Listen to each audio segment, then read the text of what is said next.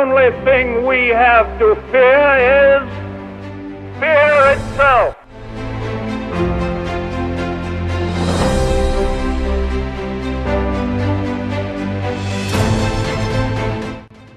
Well, the trouble with our liberal friends is not that they're ignorant. It's just that they know so much that isn't so. Welcome to this special election edition of the Patriot Pastors Podcast. I am Pastor Wade Lentz. I'm joined by my co-host and longtime friend and fellow pastor, Harold Smith. Harold, it's hard to believe that we are about 6 weeks away from the election. And I tell you, this election is going to be, as my uncle used to say, it is going to be a doozy. It is a big one. And what I want to talk about, what we want to talk about on today's episode, I want us to clearly define the differences between the two platforms, the Republican platform and the Democratic platform. And then we want to try to attempt to answer this question. Can a believer, can a Christian vote for the Democratic nominee in this election? So I want us to start off with the differences of the platforms. Harold? You know, this is not an election that's about personality. It's really about platforms. It's about what kind of government you're going to receive, depending on which candidate you vote for. And so as Christians, we're looking at the Democrat platform, and you're going to have the pro-abortion platform. Now, the Republicans are anti-abortion. They would like to restrict abortion. Many of them would like to completely remove abortion, and that would be the ones that I would be the most supportive of. But when you look at the Democratic platform on abortion, they oppose all federal or state laws that prohibit or restrict abortion. So basically anything that reduces a woman's right to go out and murder the child that is within her womb, they're against that. They also support restoring taxpayer funding of Planned Parenthood, which Planned Parenthood has nothing to do with parenthood. It has to do with getting people out of being a parent. It's an abortion clinic. They also support the repeal of the Hyde Amendment, which prohibits federal funds from being used for abortion services. They oppose the restriction of medication that would abort babies. They want to make it easier for people just to go take a pill and their body reject the baby that is growing in their womb. They also support age-appropriate sex education. Now, when we think of sex education, we're both in our 40s. We think about, being in like the 6th grade and boys being taken into one classroom and girls into another. And they say, hey, you're growing up, your body's changing. You kind of get a scientific explanation of puberty. But what they want are medically accurate, this is their terms, LGBTQ and inclusive age-appropriate sex education. So they're mandating that your child, or they want to mandate that your child in a public school will be taught what it means to be lesbian, gay, bisexual, transgender, or queer, or whatever else. It's plus. So they're going to instill their view of sexuality into all children. And then when you look at religious liberties, of course, the Republicans have their view of religious liberty and their very hands-off approach. But when you look at the Democratic statement on this, they make this statement: the Democratic administration advocates for religious freedom throughout the world. And you say, man, that's great. I do too. But then you read on and it says they oppose broad religious exemptions that allow religious groups to discriminate. And so what that means is they are okay with you having your religion as long as you conduct it according to them. And so when we look at sex education, we look at abortion, we look at religious liberties, they're the diametric opposite of the Republican branch. And so let's talk about two other things. Climate change. Republicans are typically pretty neutral on climate change. I mean, they're not out burning tires, they're not setting oil wells on fire, but at the same time, they're not rabidly trying to save the world from burning up from the sun. And so when you look at the Democratic platform on climate change, they want to re-enter Paris Treaty on climate change. They want to really restrict cars. They want to tax for carbon footprints. No tax is going to stop anything in the climate. And then for me, this is right up there with abortion as a definite no-go for the Democratic Party, is gun control. The Democratic platform is the removal of what they call military weapons from society. Now, military weapons is just a generic term that can mean whatever they want. It can mean your grandpa's shotgun if it holds more than 3 shells. You know, it can mean your son's 22 if it has more than 10 rounds in the magazine. They get to determine that, but they don't want you to have it. And so by restricting gun control, you put the public at danger because you take away their Second Amendment right to defend themselves. If you restrict that in some way, you make it hard for them to purchase a gun, hard for them to keep a gun, hard for them to carry a gun. You've made them vulnerable to crime.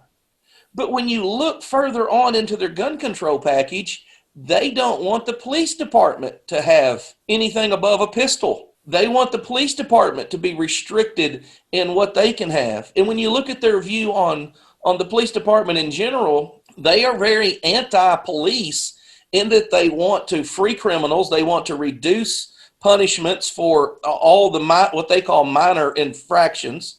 And then they want to restrict the police officer's right to enforce the law, at the same time disarming the public. That puts all of us in danger of being victims to violent crimes. So when I'm looking at the Democratic platform, I'm like, these are things that directly threaten the health of my family, the lives of unborn children, the minds of my children if they're in a public school.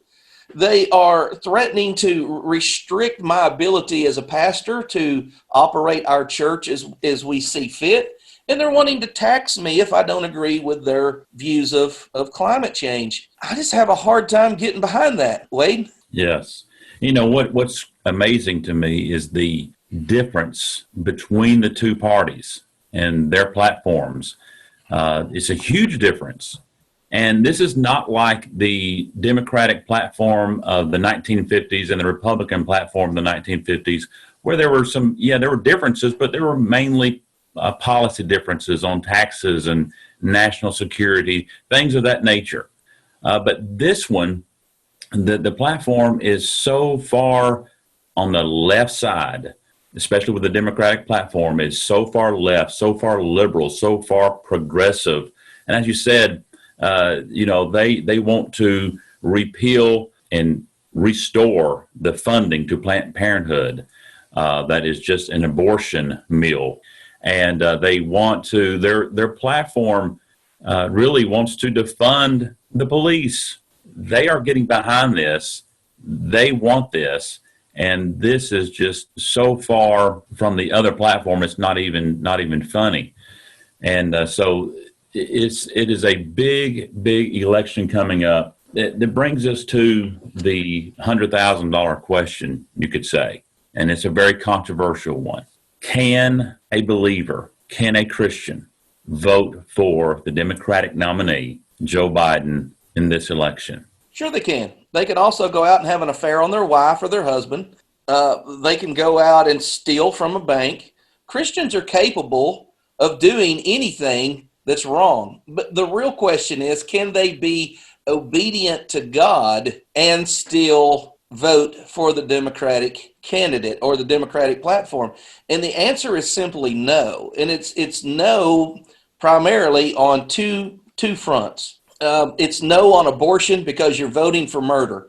This is what you're advocating. Folks, this has nothing to do with a woman's health. These are the extermination of unwanted children. That is outright murder. If you're voting for someone who's advocating outright murder, and if you look at the individual candidates, many of them are okay with abortion after birth. You can give birth to a child if you see a defect in it. Maybe they're crippled. Maybe their hands didn't form right. You can go ahead and say, no, I don't want that one. I'm going to try again. And they're okay with you killing that child that you just gave birth to. That's murder, and it's murder that's being laid out as law, and it's their platform. The second big thing is gun control. Gun control is a Christian issue because as men, we're responsible for the protection of our families. That's not the police officer's job. That's my job. When I lay down in bed at night and I go to bed and my family's asleep in that home and someone starts kicking on my door and trying to break in, when you start disarming mankind, you take away his ability to protect for his family. And not only his family, to protect his fellow man. When you disarm people, you force them to watch other people become victims. Did you see the story about the man that was raping a woman in broad daylight in the subway station in New York last week, and people just walked by? You know, in New York, you're not allowed to carry a gun. It's against the law. The quickest way to put an end to that rape is not to watch the woman get raped until you call the cops and they respond 15 minutes later. The quickest way to put an end to that is to pull out an equalizer, what we used to call the peacemaker. You know, the lawman carried the peacemaker on his hip. When you pull out an equalizer, that guy can be bigger than you. He can be meaner than you. He can be on drugs and be able to do things you can't do. But when you pull out a firearm, you now equal the playing field, and you now can establish law and order until the cops show up. When it's your national platform to disarm all the citizens, how can a Christian say, I want us to all become victims of crime? God establishes law and order. How can you be anti-cop when the Bible clearly says they bear not the sword in vain? Right. These are just biblically opposed views. You can't be biblically right and be Democrat at the same time. Would you agree or disagree? Yeah, I would agree. And, you know, I believe that a believer, a Christian, has the right, based upon their conscience, not to vote for Trump. I'm not saying that at all that you're not right with God if you do not vote for Trump. I get that. If, you know, hey, look, they may just not like the guy. He's not very easy to like. He's got a very difficult personality.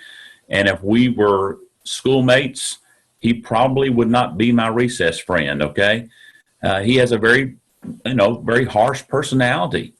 But I do get that a Christian may not feel led by their conscience to vote for him. That's understandable. What I cannot go with is that a Christian's conscience allowing them to vote for the most liberal, progressive, baby-killing candidate to ever step foot in any election, much less become the president. And that's where I have a very big issue with that. If a believer should go down that path and actually cast a vote, I would fear the Lord. I would fear that, hey, who I'm voting for is so diabolically against the scriptures and against God. How can I rightly justify that? Right. You know, really what I feel like that any patriot, any American, Christian American needs to look at this race as not only looking at who could become the president by looking at those two nominees, but looking at the vice presidents. You have one who is Kamala Harris, who has already said this week, this is the Harris-Biden campaign, recognizing herself as being the de facto president. And so you have this mindset of, okay, is it Kamala Harris or is it going to be Mike Pence? Which vice president do you put your confidence in leading this nation?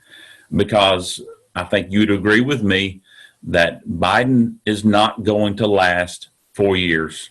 There's no way. They're going to find something. He's going to have a health issue, something of that nature, and Kamala Harris is going to become the president. And so I would urge all of you listeners, if you are on the fence as to who you're voting for, consider that.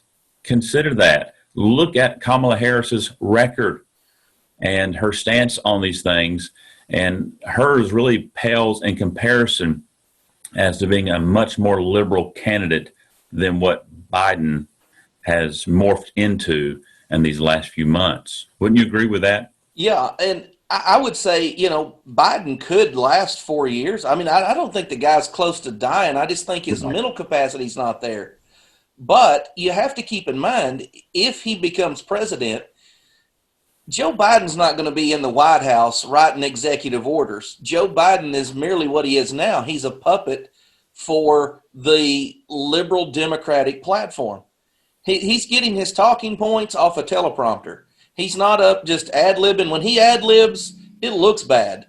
And this has been recognized by everyone across the board. I'm not trying to run down Joe Biden. So if Joe Biden is elected, what's going to happen is all of these Democratic national platforms, these things that I gave you a list of earlier, with abortion, with sex education, religious liberty, climate change, and gun control, those three things there are contrary to, what we would say is scripturally sound. And when you look at the Republican Party, it's the mirror opposite. And so on those issues, I don't want to talk about taxes. I don't want to talk about the economy. I'm not voting with my pocketbook. I'm voting with the Bible.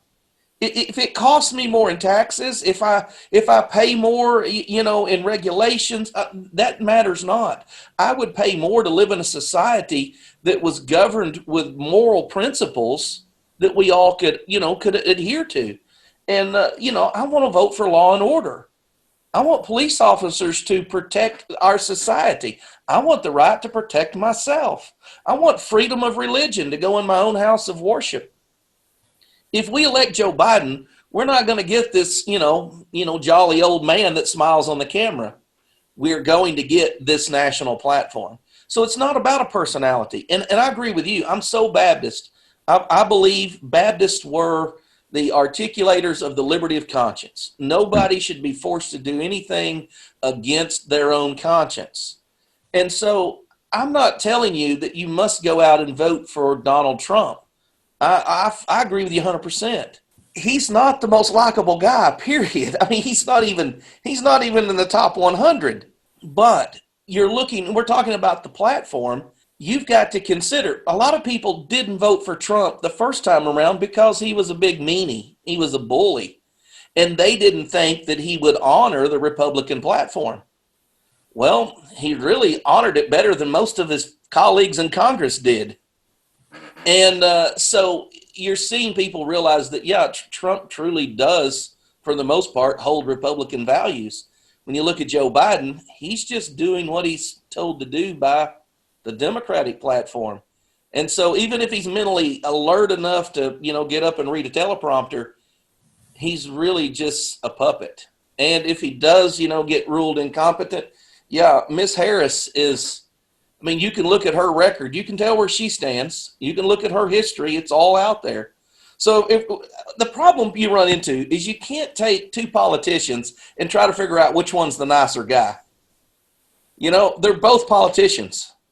Mm-hmm. We're not trying to elect a good old boy. We're trying to elect someone who will take our views and our wants and wishes for government and carry them to the national scene. And that's why we're looking at the two-party platforms. Christians can't support what I just read to you earlier and be in keeping with what God requires of them as Christians. That's right.